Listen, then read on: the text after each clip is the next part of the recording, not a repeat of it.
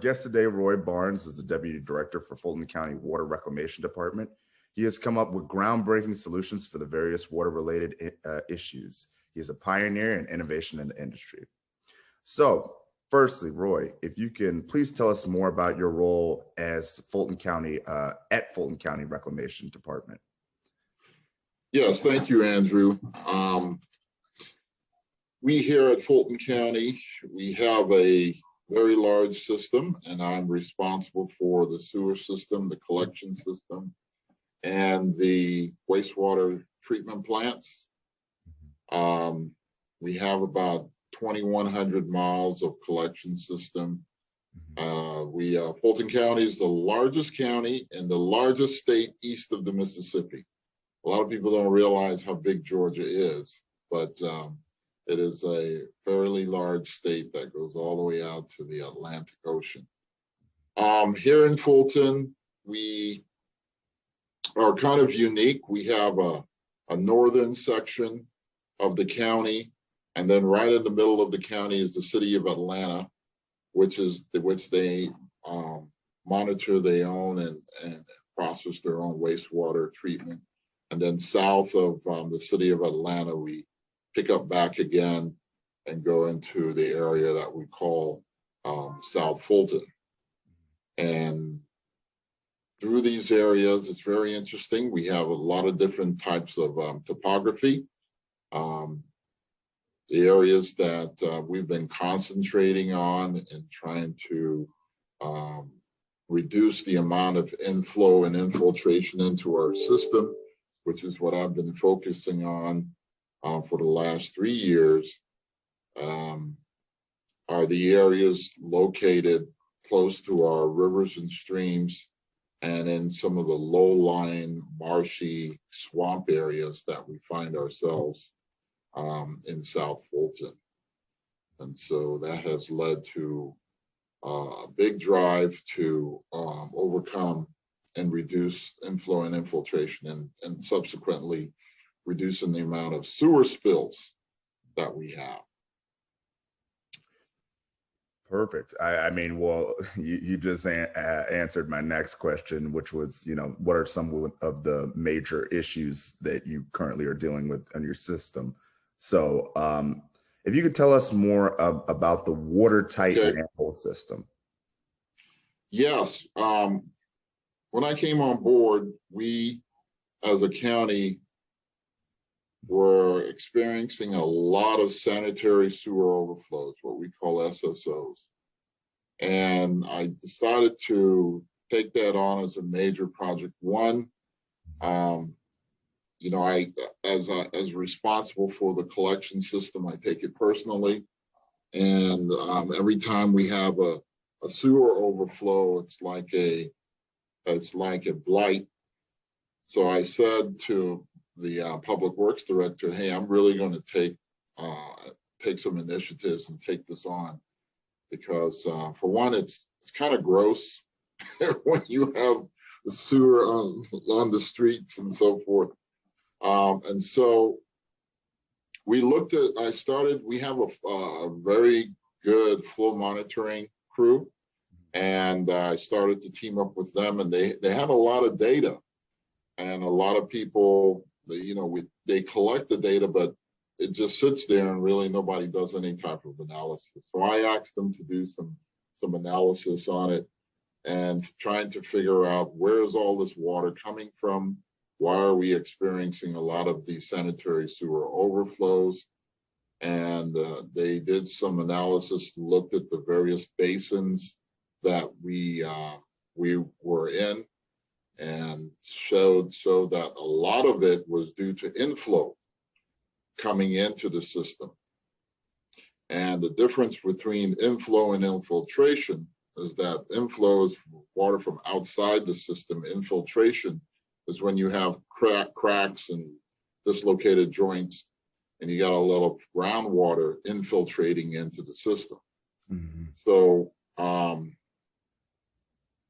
I actually saw an ad in a magazine for a watertight manhole. And I said, you know what, this makes sense. We need to go ahead and incorporate this into our system. make a long story short, we started to incorporate that into our system because, even in wastewater design, a lot of times when they design sewer systems, they design for a certain amount of inflow. But that was the thinking, 60, 70 years ago. And now that we have this new technology that you can have watertight manholes, that will be a significant advancement. The other thing we concentrated on is, we looked at the low-hanging fruit first. I asked my GIS team to tell me, okay, show me all of the manholes that are, plus or minus 1 foot from the river, the level of the river. And those would be the manholes that will be subjected to flooding when the river rises. So they gave me that list. Also talked to some of the older guys. They pull you over in the corner and say, hey, Roy, let me show you something. Then they take me in the truck and they show me this vast area of, submerged manholes. And I said, oh boy. So we concentrated on the low-hanging fruit first. Another tool that I saw, or another device I saw, was visiting one of the shows, and I saw this fiberglass manhole insert. So I asked the guy, what is this? He says, oh, you can use this to rehab a manhole. I said, I've never seen anything like this. He said, no, it's been on the market for a while. They use it a lot down south in Florida and so forth, where you have a lot of low water table. And so I said, well, how does it work? He says, it's really easy. You just slide it into the manhole and grout around it. I said, that's it? He said, yeah. So send me some of those. I want to use some of those. So we got some. And then I said, well, what if we combine the two? And that's what we did. We combined the fiberglass manholes along with the watertight manholes, the fiberglass inserts along with the watertight manholes. And we made a unique unit that you can now rehab a manhole in 2-3 hours, something that used to take us a couple of days. And then we use a unique epoxy. Instead of using grout, we use a unique epoxy to waterproof the annular space around the insert. So since then, annually we were averaging, and not to be proud of it, but annually we were averaging about 3.5 to 3.8 million gallons of sewer spillage a year, and mainly due to, we had a stretch along the Chattahoochee River, and we put these inserts in, and we put the watertight manhole lid on it, and we started doing a lot of that inserts in the watertight manhole in South Fulton, where we have a lot of swampy areas. And last year we dropped our sewer volume by over 94%. Wow. We went from 3.8 million down to a little over 600,000 gallons. Wow. And I think that might be a record for the state. That is a significant drop. We were very pleased. EPD assesses fines for the volume of water because of the Clean Water Act. There's actually a zero tolerance for sanitary sewer overflows. And so because of the work we've done, we got a big substantial reduction in our fine, and hopefully before it's all said and done, we'll have next to no fines. That's our goal. And I know that's a first for any county in the metro area. Now, Let me just ask you this, Roy, from your perspective. How do you think that innovations within the water wastewater sector, um, and really innovations that Fulton County think make quantifiable sense to implement, are providing quantifiable improvements in regards to the results for the county? Well, one of the things that we need to look at, or municipalities can incorporate, is the unification of traditional work with data. Mm-hmm. Once you look at, like, this whole thing started with, of course, setting the goal. We wanted to reduce. We needed to find out. We knew what excess water was getting into the system, but how and where, because we have 2,100 miles of pipe. Mm-hmm. So we looked at the data. We have some really talented people with our flow monitoring team that can distinguish. I'm still learning the software that they use it, but it's through ADS. I think it's software named Prism or something to that effect. But anyway, they can tell the difference between inflow and infiltration just looking at the graphs. So I think the union of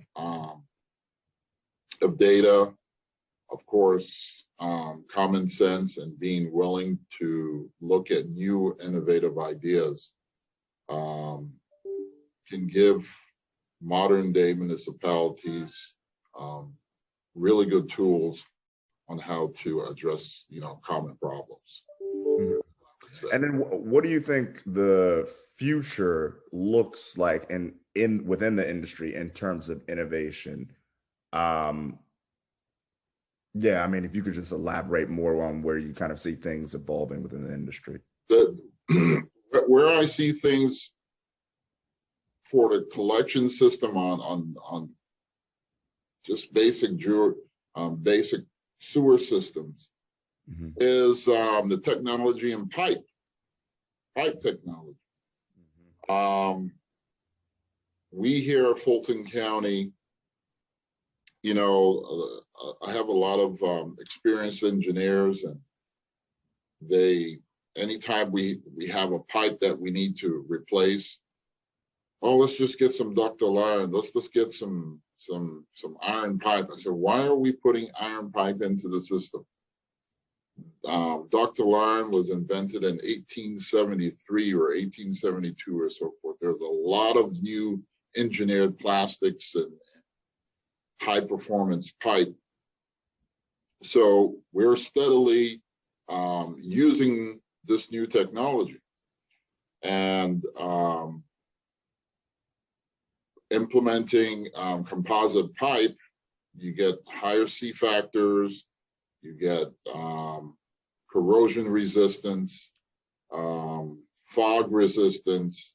It's just better pipe. So as older sections of concrete pipe and so forth are being replaced, we are using composite pipe. And then the other aspect is our data analysis and modeling the future. If you can strategically put flow monitors and so forth and look at your growth, these are tools that can be used to predict the future, because you want to go to a more predictive platform than reactive. So what do you think is the best way that, as you mentioned, that we get these municipalities to become educated about the different solutions that might be out there to their problems within the industry? I think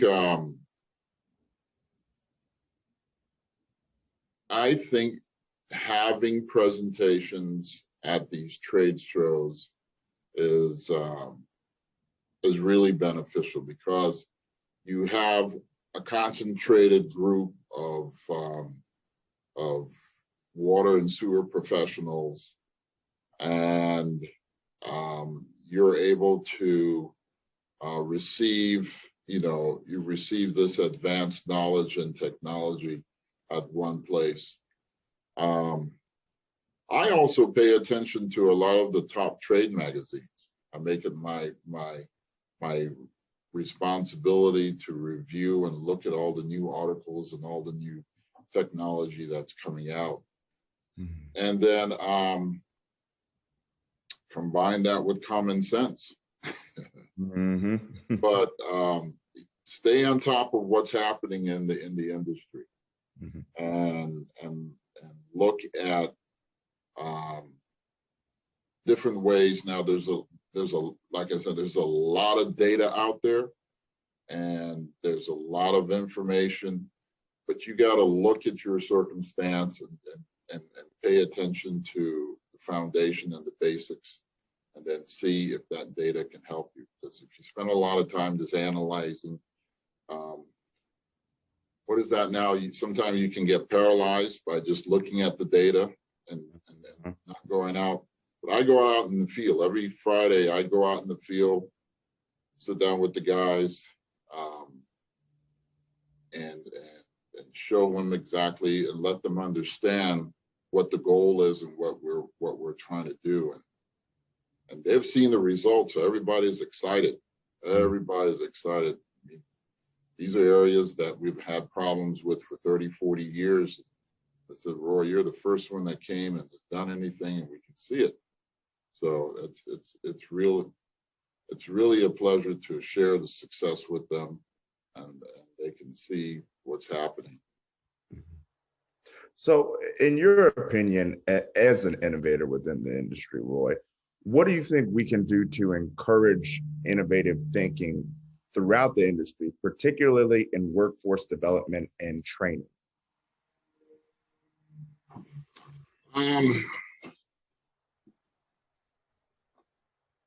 I think that it is important to invest in training. It's interesting that you asked that question, because recently we've had a lot of people retire, and we've had some challenges getting new people and new and younger people into the system. And we had one section that we lost a lot of people that knew how to operate heavy equipment, backhoes and skid steers and stuff like that. So I quickly located a heavy equipment training college and have them come in and train some of the younger people. So it's important to recognize and make provisions for these skill sets. I have a couple of guys that told me, they learned brick masonry and concrete work back in high school when they had these trades. They had trade school for people that didn't want to go to college. So it's good to make sure that you have these foundational skills, and that these foundational skills are transferred. Encourage your younger engineers to take their computer programming and so forth, but also go out in the field and actually see what's happening, so that you can combine the two. So I would say, as far as workforce development, concentrate on those 2 hours, your 2 areas, your fundamental skills and trades that you need. On your technology and your engineering side, make sure that they incorporate or find ways to incorporate the technology into the daily practices. Now, I'm also responsible for the wastewater plants. And that's an area that leans more towards technology and SCADA and automation. And before I was in wastewater, I was an engineer at General Motors. And so we had a lot of automation technology, which is now coming into the water and wastewater industry. So that's going to be an area where you're going to see a lot of transition to more automative processes, especially in wastewater and water treatment in the next 5 to 10 years. So you got to make sure that your staff stays on top of that also. Understood.